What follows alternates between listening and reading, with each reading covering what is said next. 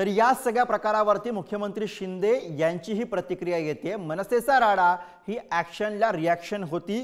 ठाण्यामधील मनसेच्या राड्यावरनं मुख्यमंत्री शिंदे यांनी अशी प्रतिक्रिया दिलेली आहे।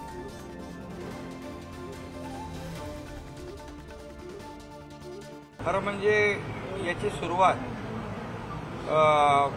राज ठाकरेंच्या दौऱ्यामध्ये मला वाटतं मराठवाड्यात केली, उबाटाच्या लोकांनी केली। खरं म्हणजे हे आपली संस्कृती नाही आहे, ही आपली परंपरा नाही आहे महाराष्ट्राची।